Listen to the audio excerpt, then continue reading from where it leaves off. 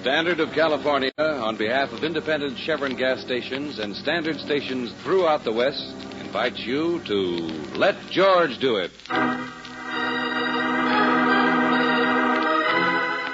Vultures on the Wing, another adventure of George Valentine. Personal notice, danger's my stock and trade. If the future shapes up like a condolence card with a big black border, you got a job for me, George Valentine. Write full details.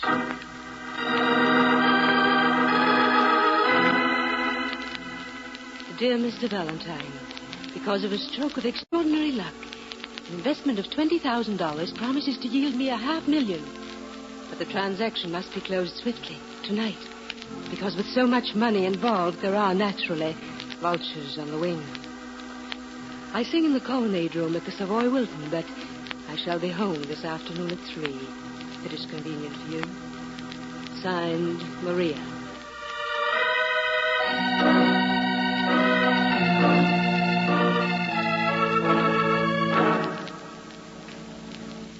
You're concerned that there's something questionable about the proposition. Is that it, Mr. Valentine? No, I guess I'm just a creature of habit, Mrs. Burnett, but... It's Maria to the whole world.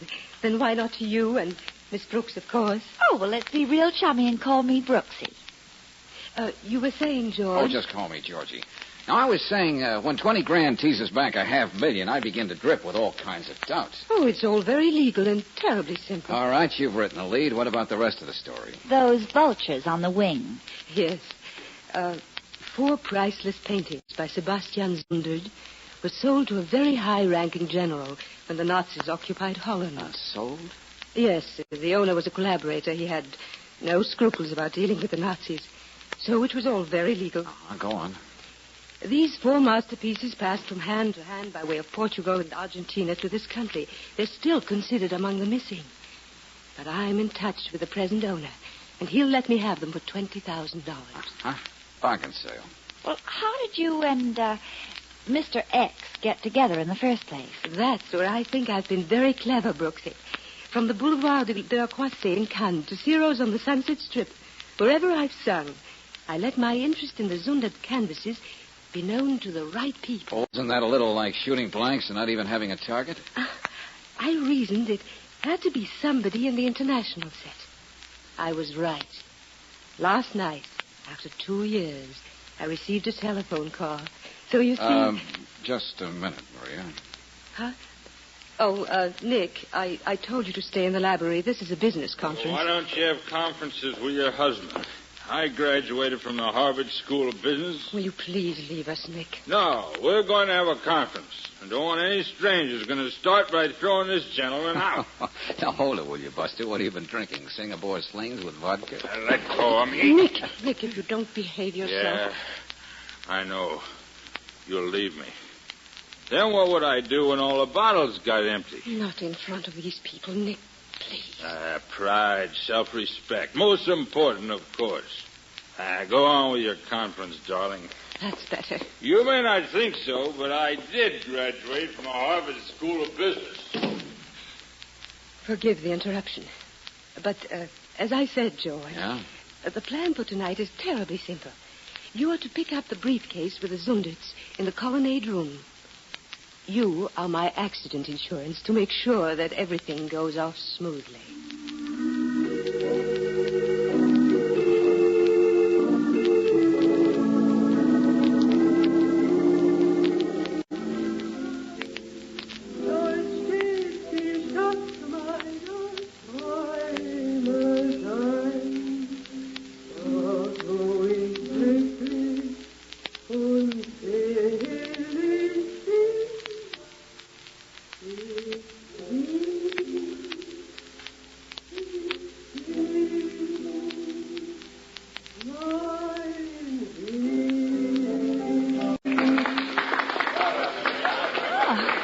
Maria is beautiful, isn't she? Oh, not any more than Hedy Lamarr. Now, look, we have just about 10 minutes before you meet the man with the briefcase down in the lobby.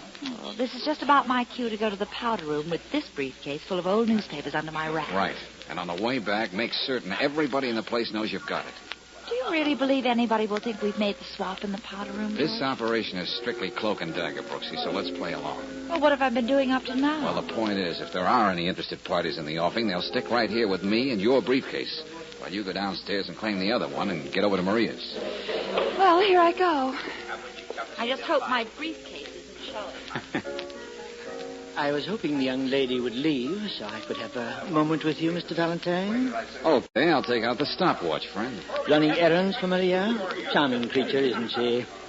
I'm Alfred Steger. Steger Art Galleries. Oh, so you know me. No, I've been lucky up till now. Maria, the darling, might very well become the proud owner of 4 perfectly breathtaking Zunderts tonight. You don't say.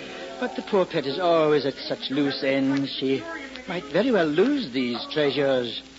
And if by some chance they found their way to me, you might very well find yourself $5,000 richer. How did you get hold of the information, Steger? Good heavens, man, you should know. Hasn't Maria even mentioned my name? I really believe I feel slighted. Oh, you'll bounce back. Just because I'm considering double-crossing her doesn't mean I don't think the world of the dear girl.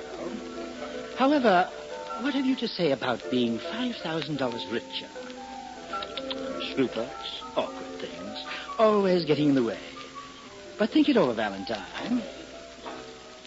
Good evening, Steger. Oh, Van Brooklyn.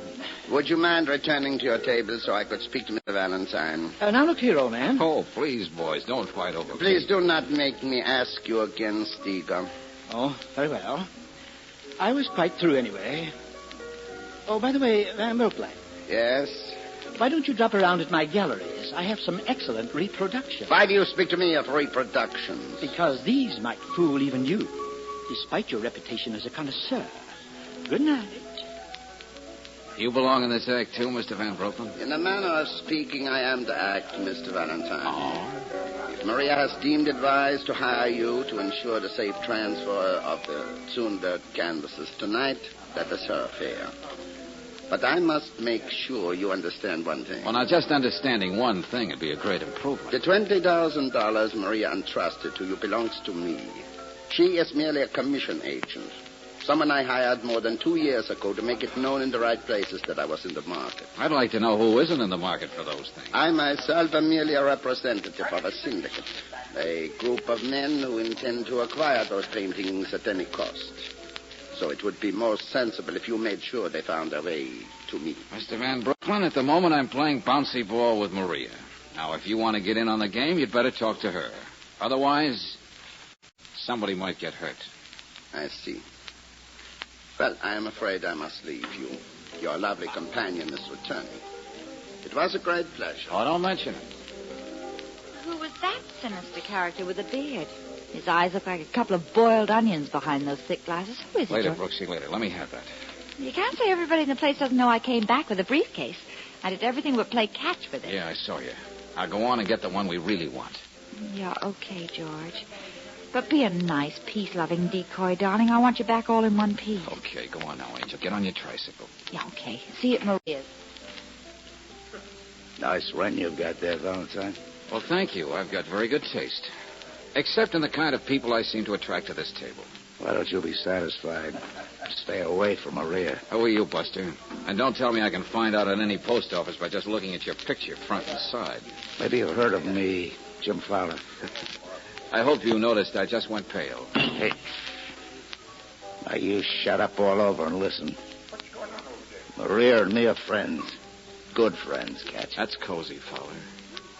I want you to stay away from her, and I want that briefcase you picked up for her tonight. I'll give it to her in her dressing room. As you were, Jim. Reach like that again, and you're going to leave some fingers on that table when you say goodbye. You're not very smart, Valentine. On your way, Pixie. I got things to do.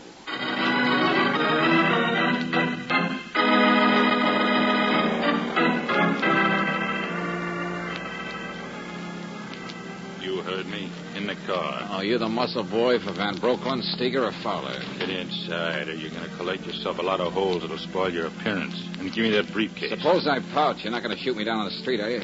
Try me. Get wise, stupid. You're playing with the older boys now. Get in.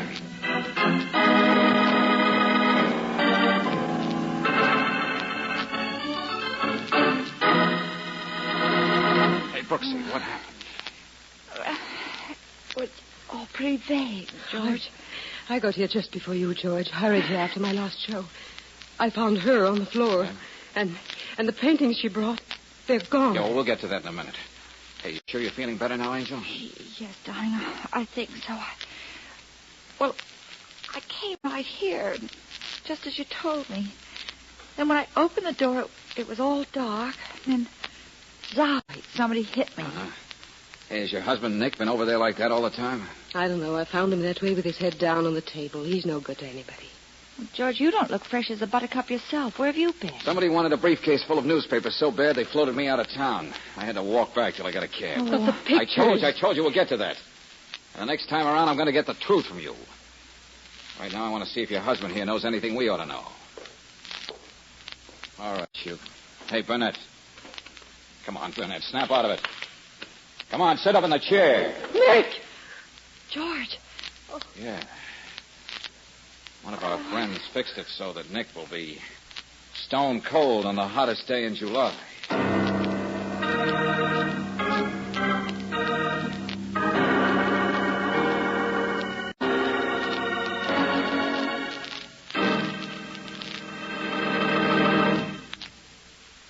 We'll return to tonight's adventure of George Valentine in just a moment. If you're driving a new car, you're probably getting a lot of pleasure out of its smooth performance. But wait until you try a tank full of new, improved Chevron Supreme gasoline. It gives car performance to delight the heart of every motorist. Thanks to special blending agents, new Chevron Supreme gives your car faster starts and faster warm-ups. It gives your car new alertness in traffic, ping-free power to lift your car over hills. In fact, for today's high-compression engines, you can't buy a better gasoline. And premium quality Chevron Supreme is climate-tailored. So wherever you drive in the West, no matter what the temperature or altitude, you'll agree new Chevron Supreme gets the best out of your car. Try a tank full tomorrow. Get it at standard stations and at independent Chevron gas stations where they say and mean, we take better care of your car.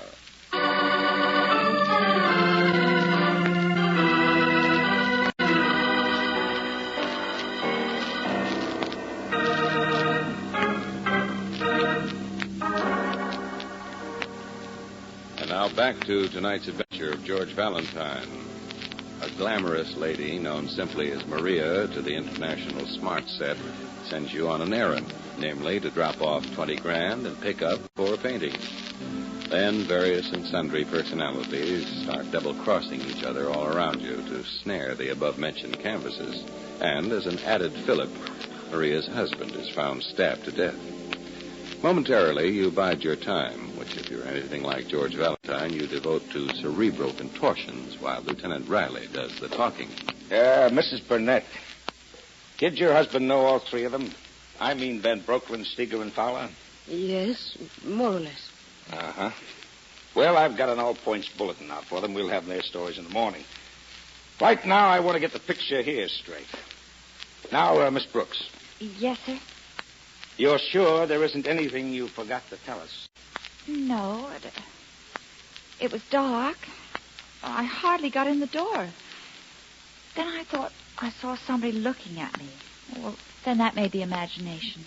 I came here directly from the Savoy Wilton. Anybody can tell you that Okay, Mrs. Burnett, okay. Nobody is questioning your alibi. Anything else, Miss Brooks? Come on, think hard, Brooksy. Yeah, well, just as I passed out, I remember hearing a loud noise. Uh-huh. A crash of some kind. That's all. Hey, Riley, that means the lamp on the stand over there were knocked over when the murderer was leaving, and not in the struggle with Burnett. Back to the same thing. They both knew each other, and there was no struggle. But, Valentine, maybe you can explain something else to me. The bloodstains near the foyer door, and Burnett lying with his head on the table a good dozen feet away. How did he make the trip with the knife in him, and why no signs of blood in between? Yeah, I've been kicking that around too, Riley, but it keeps bouncing back at me. Yeah. Well, we'll leave the whole thing until tomorrow when I know a lot more than I know right now. Well, good night. Oh, you'd better stay put, Mrs. Burnett. Oh, we'll come along with you, Lieutenant. All right. May I see you a moment, George? I'll be right there, Brooksy. Yeah, Maria? You're not walking out on me, are you? I need you more than ever now. I can't imagine you needing anybody. But if it's going to make your dreams any sweeter, I'll be seeing you in the morning. Better get your story straight.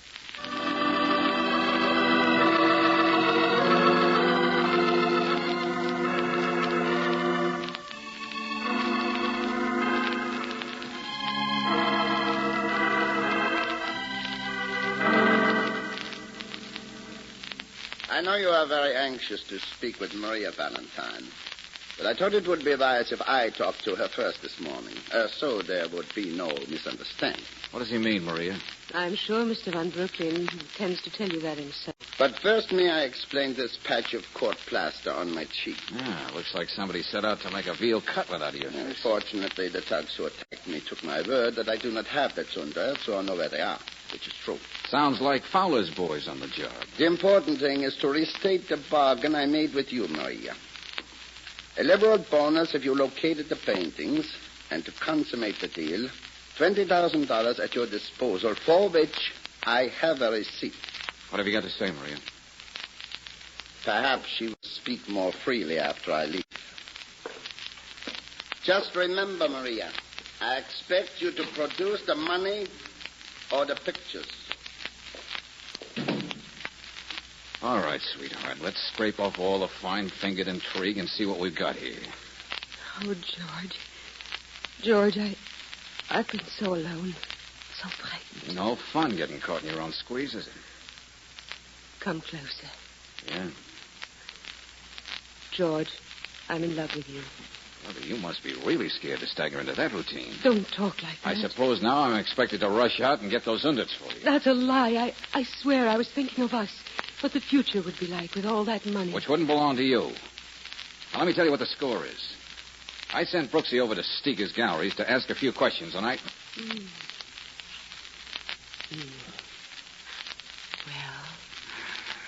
Well, don't give me that used-up smile. I'll admit that's one from my memory book. We're still in business. I'll let you know when I'm taking in my sign. Now, you listen. I've measured all the angles, Maria, and I think I know the setup. Maybe even a little better than you do. I'm listening. About 2 years ago, Fowler slithered into your life. He was the kind of tough-minded man you liked. An exciting contrast to Nicky Boy, who was always lit up like a busy switchboard. No character analysis, darling. Just the facts. What if I told you your boyfriend moved in on you, shoulder holster and all, after working out a deal with Van Brooklyn? What? But they don't even know each other. I'm guessing it was Fowler who sicked the Dutchman on you to suggest you pass the word about the paintings to your friends, the former black marketeers, the run-down royalty, the professional sophisticates. You can't make me believe that. Those two would split the fancy fee Van Brooklyn's syndicate was willing to pay. That is, if one or the other wouldn't work a double cross. Why, those two conniving... Makes sense, doesn't it? But then you and Brother Steger were going to pull a fast one, too. As an art dealer, he can not only okay the pictures, but find the right market for them. Really? Then you could pay back the $20,000 and say you weren't going to play anymore. Very well. I admit that. But there's more, Maria. Steger was all primed to cross you. What? Made me a proposition. $5,000 if I delivered those masterpieces to him. What an unholy mess. And if it's all true. Listen, George. If you play this right, you can still... Well, hello, Fowler. I told you to stay away from her, Valentine. Bad memory. One of my worst faults. Go over him, Batsy. See if he's carrying a rod. Stand still while I fan you, bud. Never mind. Here you are. Jim, what are you going to do? We'll talk later. Hey, look at this fancy heater this guy cuts around, Mr. Fowler. Look at me. I'm the Green Hornet. I got a whole army coming at me. But I go... Where did you pick that up, Fowler? Well, Batsy is missing a couple of brain cells.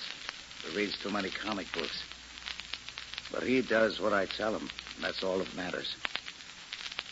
Valentine, where are those pictures? I got the same story I gave your boys last night. I wouldn't know.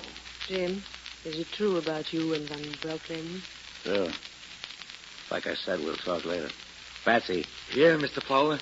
Drag this peeper over to my hotel. Keep him there. He's got a lot of talking to do. If he doesn't, he's not going to walk back from this ride.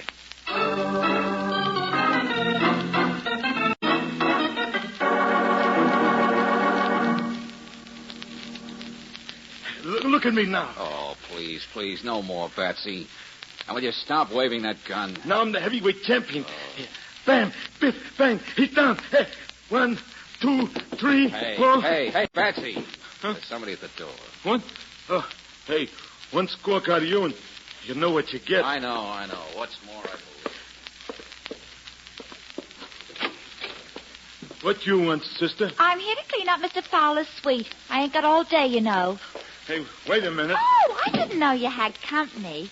Oh, but I can clean around the gentleman if he'll just cooperate. Wow, you're a cute kid. How about you cooperating with me? We might get places together. Oh, fresh, ain't you? Come on. Make it snappy and get through. Gee, you got a funny voice, mister. Huh? Oh, didn't you know? You're talking to a frog with a man in his throat. Now listen here, you. He looks like an overgrown meatball to me. That's all from you, babe. Looks like a punch-drunk fighter with a hot foot. I warned you, babe. Now I'm going to play marbles with them pretty blue eyes. George! That does it. Impolite to turn your back on it. Yes. Jeepers. Did you see the size of his hands, Easy, George? Percy. Wait till I get his gun. Hey, you were terrific, Angel. What blessed little voice guided you from Steger's over here? Steger's own sweet falsetto. Huh? Well, when I walked into his galleries, I heard Steger screaming blue murder in the back. Somebody was giving him a going over. Fowler's really covering territory today. And then I heard Steger cry out your name. Yeah? Then somebody said Fowler was taking care of you at his hotel. I mumbled something and backed out of the place. Oh, if I had the time, Angel, I'd kiss you. Oh, I ought to get something for the $5 I slipped the chambermaid. Now we got to give this place a double quick canvas for those Zunderts. Yeah, but if they were here, George, why would Fowler be picking up assault and battery charges all over the city? I don't know, Brooksy, but there are a couple of weird angles that keep popping up in my mind like three blind mice. Such as? Oh, never mind now. Get on the phone and ask Riley to get our all-star cast at Maria's.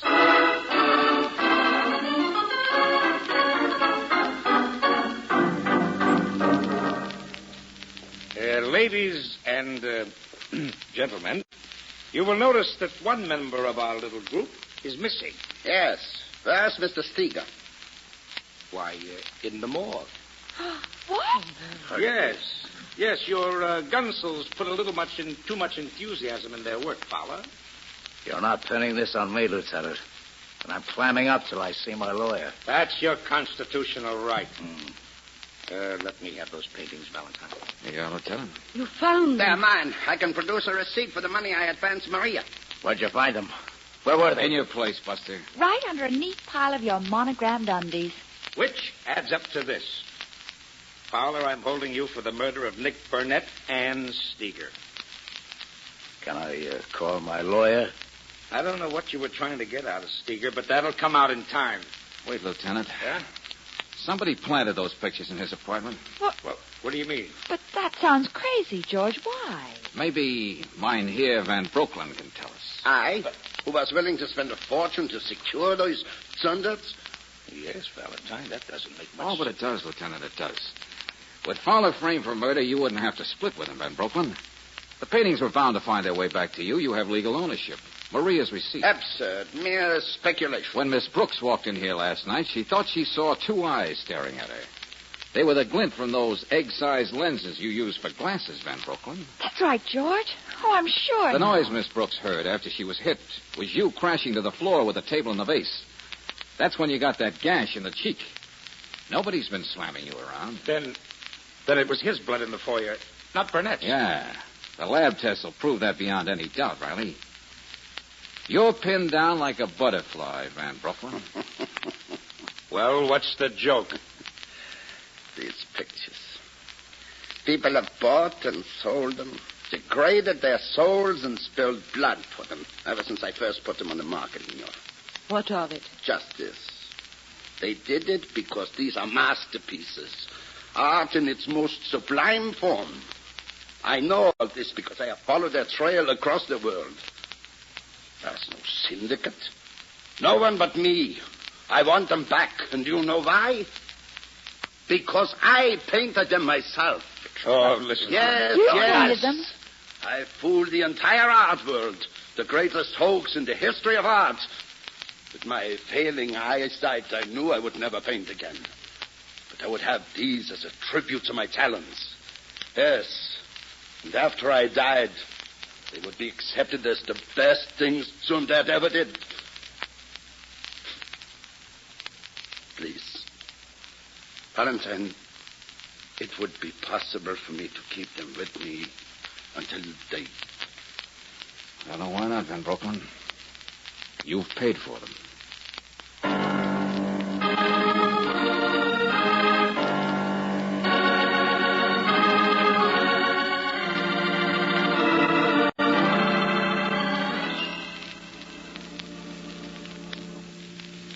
No, Brooksy, Fowler's goon squad merely gave Steger a good roughing up. Van Brooklyn delivered the coup de grace. Oh, George, the reason sounds fantastic, even though I know it's true. Yeah. Van Brooklyn was that fabulous character the papers were full of after the war. He sold $1 million worth of fake art to Goering and Company. Steger recognized him despite the beard. Yeah, this shindig takes the cake for pure concentrated finagling. Yeah, awful tempting, all that, Joe. Hey, no, Angel, just out of curiosity, what would you do if you found $500,000? Oh, well, let's see. Well, if it belonged to a poor person, I'd return it. To a poor... Okay, don't explain it. The pain will go away in a few minutes.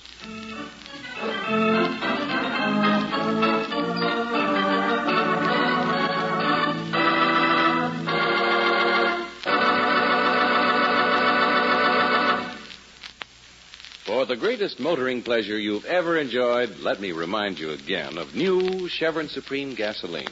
For today's high-compression engines, you just can't buy a better gasoline. That's because new Chevron Supreme gives your car faster starts. It gives your car faster warm-ups, too. New pep in heavy traffic driving. Power to lift your car over the hills with never a ping. And it's a premium quality gasoline that's climate-tailored. That means it's specially blended for each different altitude and temperature zone in the West.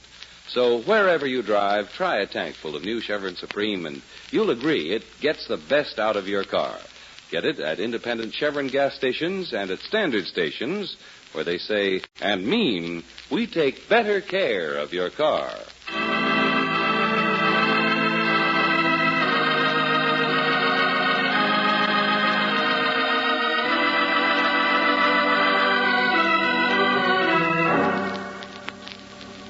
Next week, when we again catch up with George Valentine, we'll hear an incredulous Brooksy say... Oh, don't be so smug, George. Didn't you hear me? The man wants you to prove he's a murderer. Well, no accounting for taste, Angel. Oh, he must be crazy. Maybe. Well, no sane person would write a letter like that. Still, he raised a very interesting question. He wants to know if I'm an imbecile. What do you think, Brooksy? Are you going to take this letter seriously? Huh? Then the answer to his question is yes.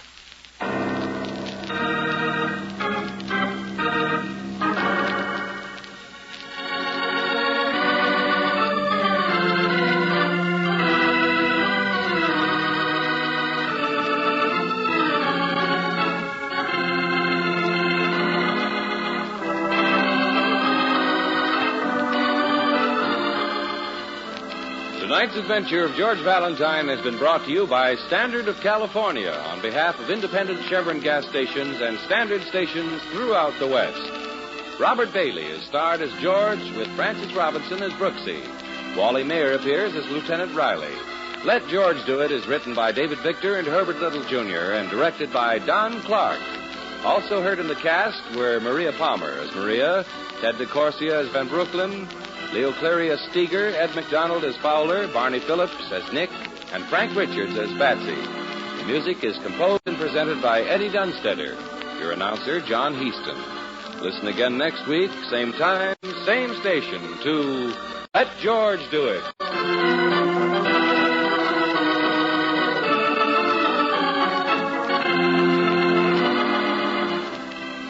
This is the Mutual Don Lee Broadcasting System.